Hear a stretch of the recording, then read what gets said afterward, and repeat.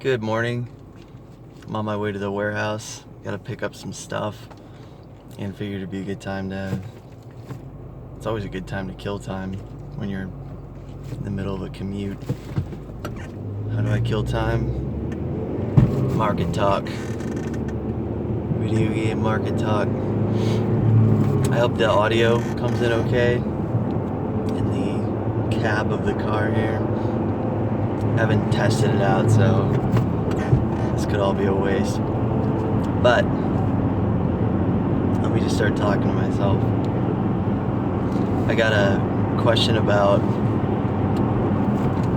32X collecting and how it compares to the Wii U collecting, Wii U library collecting, being that they're both smaller set libraries, so your collectors tend to go for full set.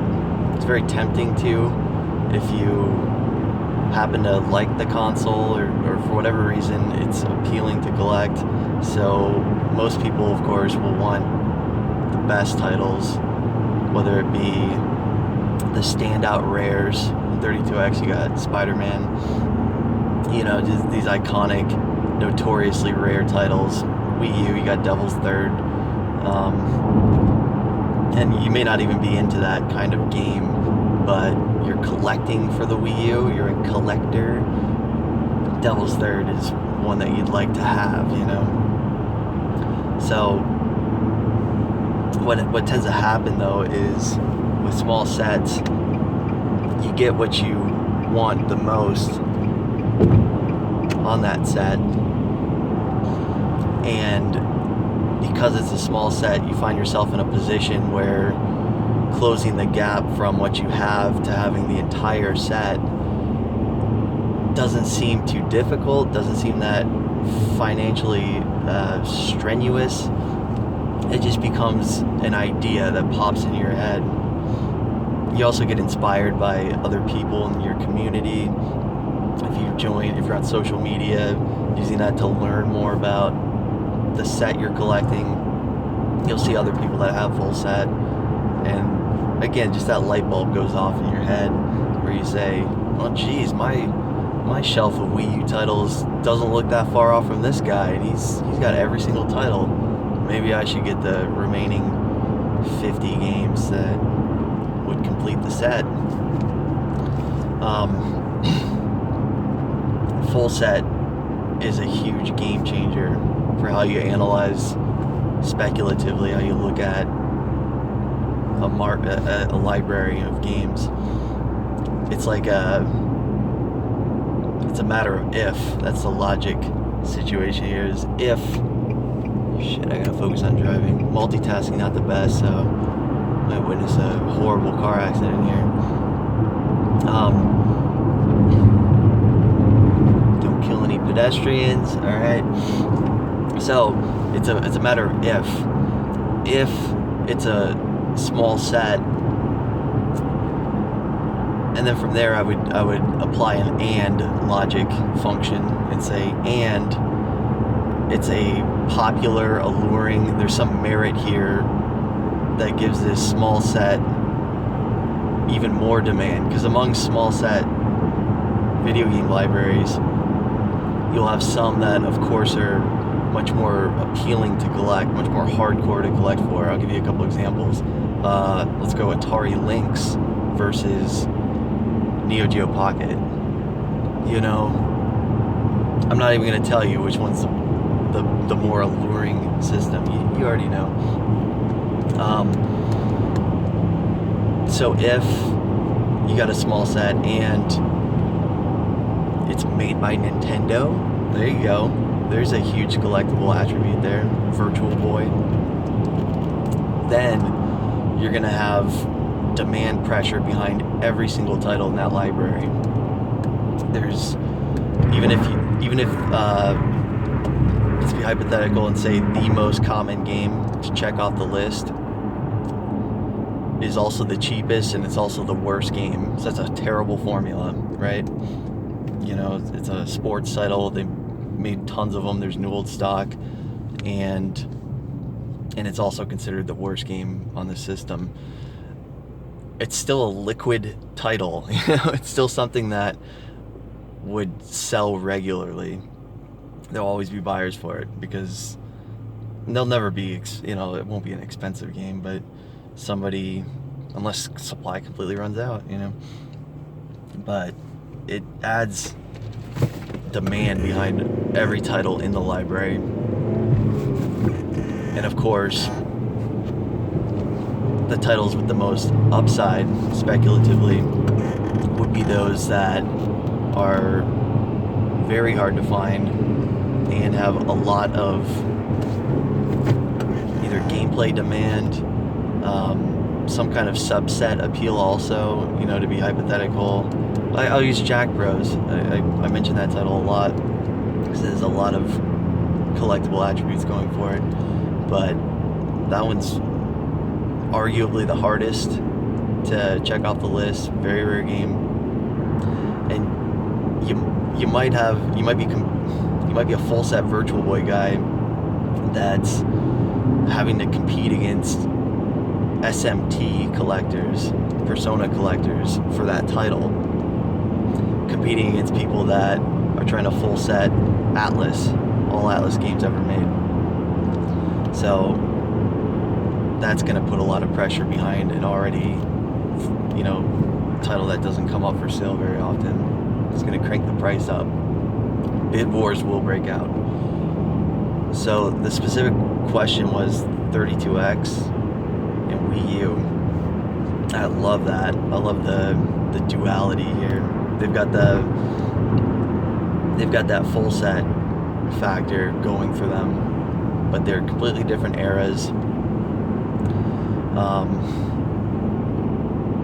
I'll just start with 32X and say that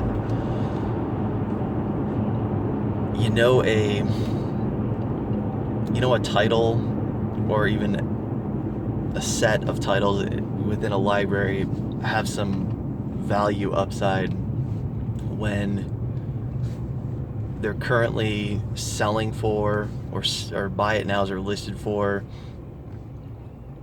more than they've ever been in the past. So, and right now that is the case with 32X. They're at an all-time high, and yet we're not seeing shifter. We're not seeing the floodgates open with these games. We don't see a big sell-off happening. We don't see lots of collectors saying, "Oh shit, this is what I've been waiting for. I felt buried in my 32X library. I'm a collector that's also an opportunist, and I get out of stuff when I feel it's peaked out. I get out of stuff when I feel like 5 more years could go by and this stuff isn't going to grow in value." But meanwhile, I'm trying to full set Wii U, and I'm more panicky about that stuff jumping on me and getting priced out of Wii U. So I want to sell my 32X in favor of Wii U. That's the logic that goes on with decision making. I hope I didn't miss my turn. I get that distracted when I'm talking. That's not good. I probably shouldn't be doing this.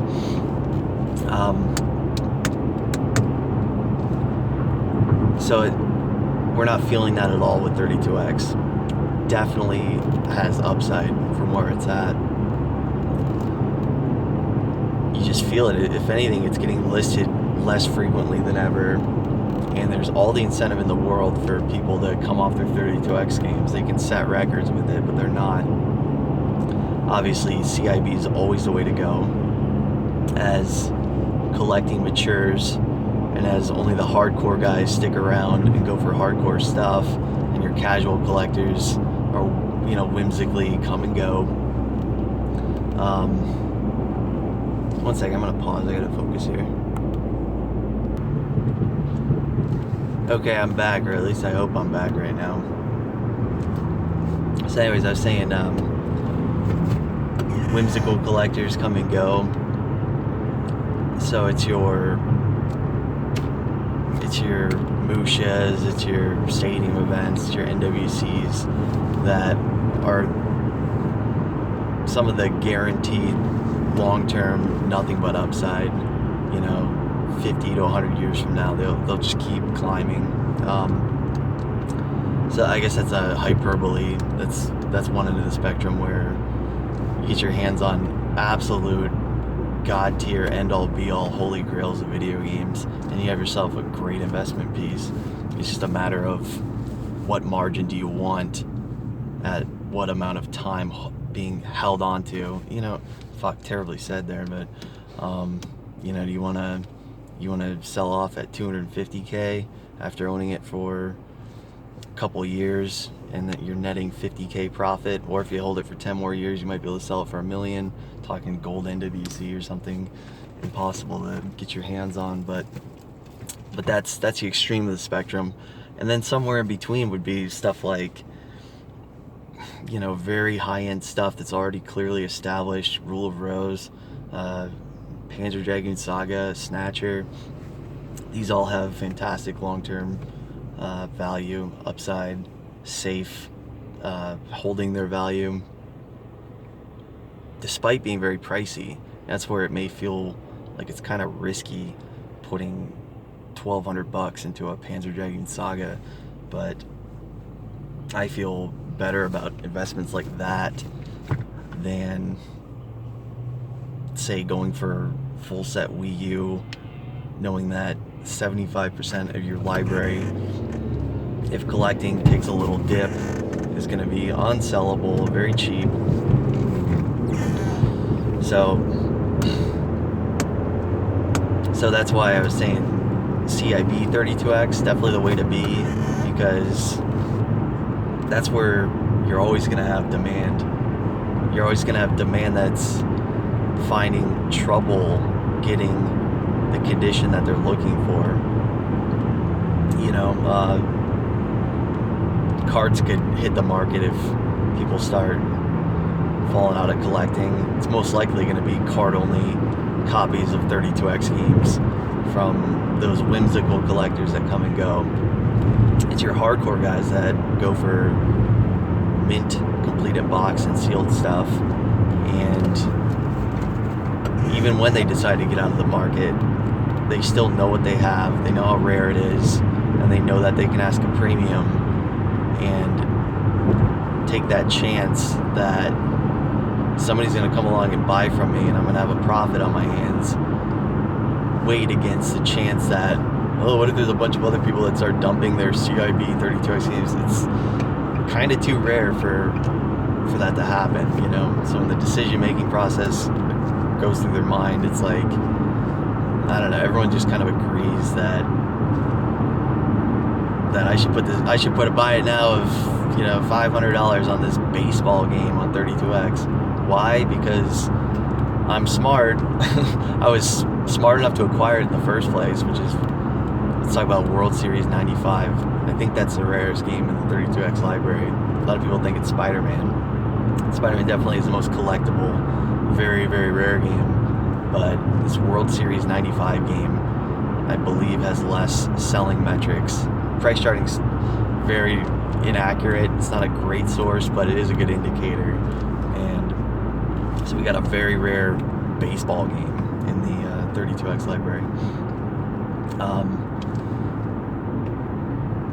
Anybody that's gonna sell that game is either gonna auction it, or they're gonna put a huge, fat, fishy buy it now price on it, hoping to land a huge sale on it. Or they'll underprice it and it'll get smoked immediately by somebody like me or Chris, somebody that just knows, like, oh, it's too cheap, buy it, I'll flip it, make money. And card only, less good. Alright, I've beaten that topic to a dead pulp. So 32X just kind of feels like it hasn't reached that point where it's tempting people to get out of it. If anything, there's a lot of people that are on their way to full set. They're actively collecting 32X, and you're forced to be patient. You're forced to wait for opportunities for certain games to even be available for sale. Or with your high demand, it's all relatively hard to find stuff. So it's like high demand, tempo, Knuckles Chaotix, Calibri, Blackthorn is legitimately, of all the ones I named, Blackthorn's probably the rarest. But these have great like gameplay demand too. They're your highest demand 32X games, and there's definitely that feeling like people are still chasing after them and not tempted to sell for market value. And that has a lot to do with the fact that, one second, let me in, motherfucker, has a lot to do with the fact that 32X came and went during an era of very, very few people speculating that video games will be collectible in the future. That's the makings of the perfect collectible, of a truly organic collectible, when it's not made to be collected. So lots of it gets lost to be found later. It also gets permanently lost and destroyed. And because it was out there and enjoyed at one point when people are nostalgic for it, and they kick themselves for not holding on to it, and a lot of it gets lost, creates a thrill of the hunt to try to find it. You know, that's what made video game collecting what it is the thrill of the hunt. And then from an investment standpoint, because there wasn't a self-awareness about certain full set bottleneck titles, certain titles being the hardest to get if you're going for full set, nobody was thinking about that for many, many years with 32X. So it gives you a little bit more confidence as an investor that there isn't somebody out there with a huge stash of it playing market games that's going to cap the ceiling of how expensive these games can get. You know, it's only going to get so pricey until, boom, I start selling my new old stock 500 copies of this rare game. I'm going to wait till it's $1,000 game, and then I'm just going to sell and relist and sell and relist. You know, that's stuff that you look out for as an investor. You don't like hearing that. You don't like feeling that there might be somebody that beat you to a title, and now they basically control the market price, because price is equal to it comes down to supply and demand.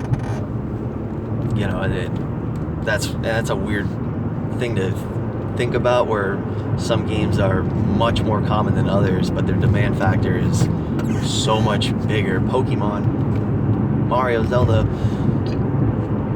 they can command a higher price despite being more common, you know. Lost my train of thought there.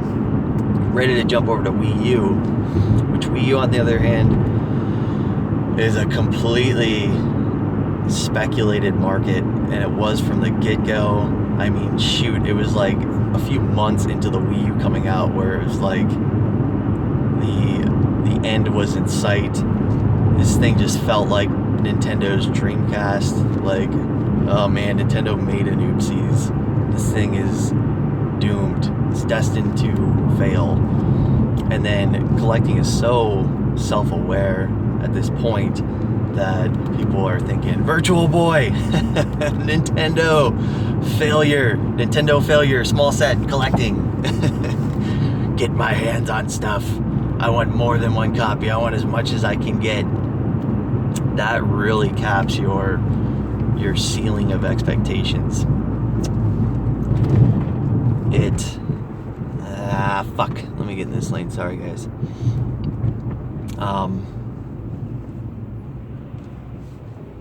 What it does is, when titles like Shakedown Hawaii, I think it's called, right?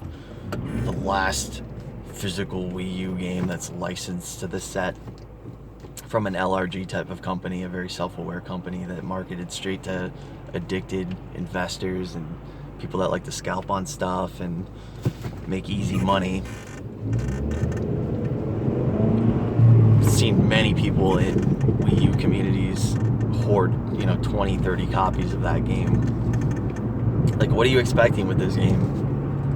thinks sky's the limit. Everyone thinks they're a fucking genius. When everybody thinks they're a genius, they're actually all falling victim to sheephood. And the real genius is the producer of that manufactured collectible. You want to avoid that stuff. At least I recommend it. You can dabble in it and kind of dance with that market and go for a quick turnaround, take some money and run. But personally, it's just not for me. I'd rather be that guy looking out for those PS3 titles that are $15 that have recently jumped to 100. I'm about to go into the warehouse and I'll show you.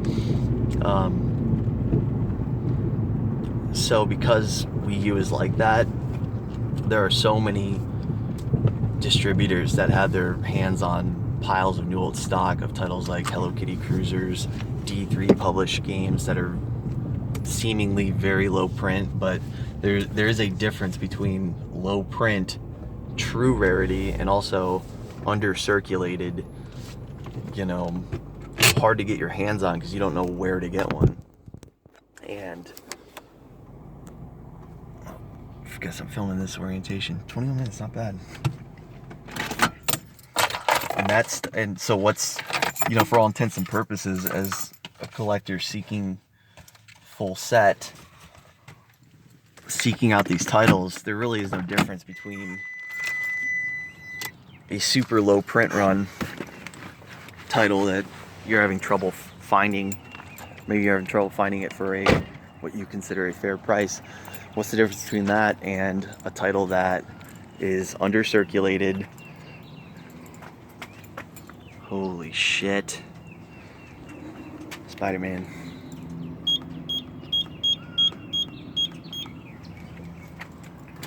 A title that's under circulated,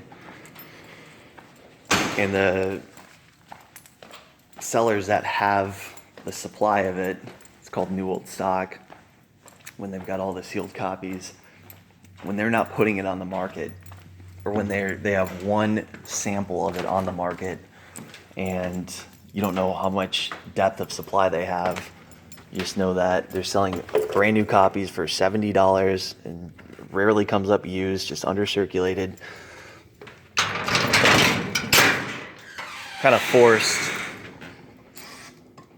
You're kind of forced to buy from this supply because they're the only ones that are selling it.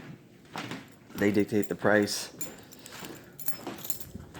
But when you're making an investment and you're hoping for price explosion, wouldn't you rather be in control of that price explosion? Or I should say, don't you dislike the idea that somebody has 90% of the print run in their possession and they dictate what the price is?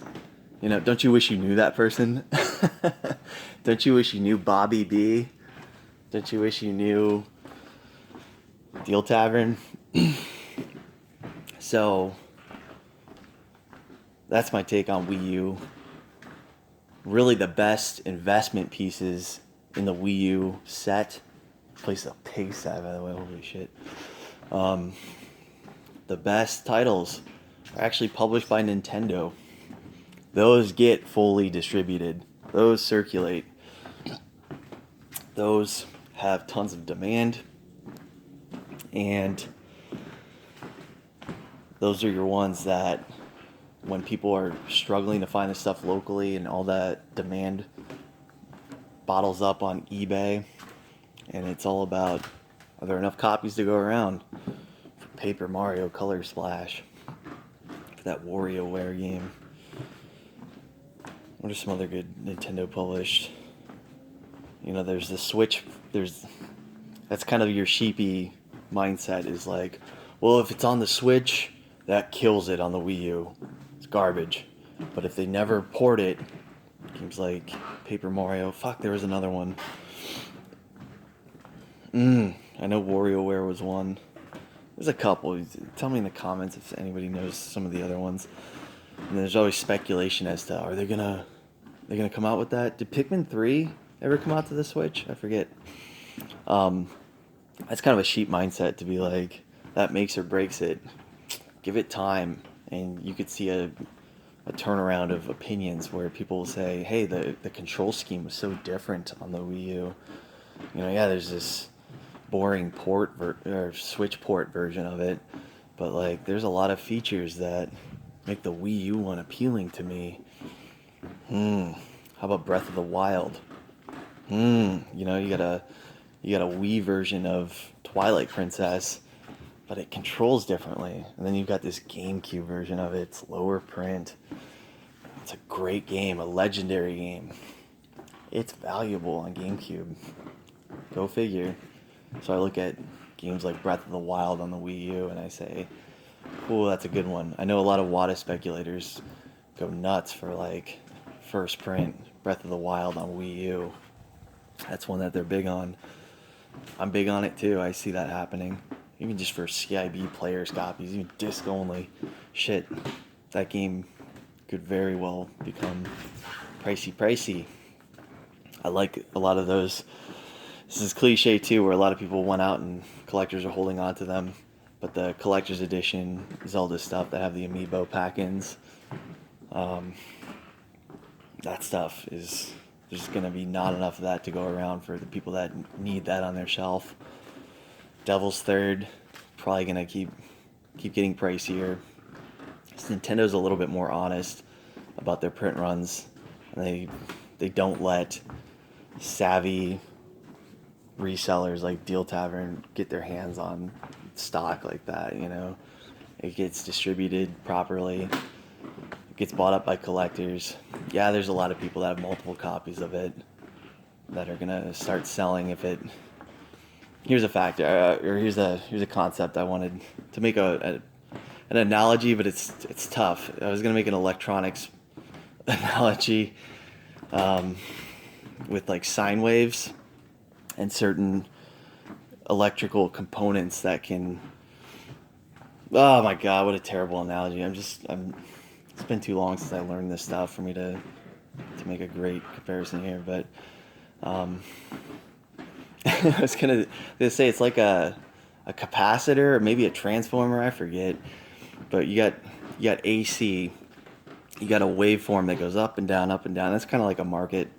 You're kind of like the value of a collectible, where even when it's gradually ascending over time, it's not a perfect gradual ascent line of value. You have little peaks and dips, and somebody sells it when it's bone dry and gets this huge sale, and a lot of people chase after that and say, hey, I'd sell for that, and then I'd even sell for a little bit less than that. And then you got buy it nows that go for top dollar, and then you got auctions that go for a little less. So it's this constant kind of waveform. It's waving around. You got to kind of take the mean of these ups and downs to define any kind of historic value. Oh, what did that game go for back in 2004?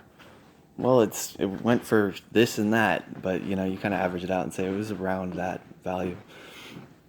Now, what is it, like a capacitor where it builds a charge and then it releases when the polarity changes from an alternating current? Holy shit, what a dumb analogy. But that kind of happens when you've got titles, when you got a library like Wii U, where long-term collecting was on the forefront of every mind that was going for Wii U, was this long-term, where's this going to be in the future? So that just leads to not enough people have Devil's Third. A lot of people want that game. That's why there's high demand. That's why it has a high price tag. But a lot of people that have Devil's Third have 2 of them. They have 3 of them. So when that game takes a 50% jump suddenly, rest assured copies come flooding onto the market.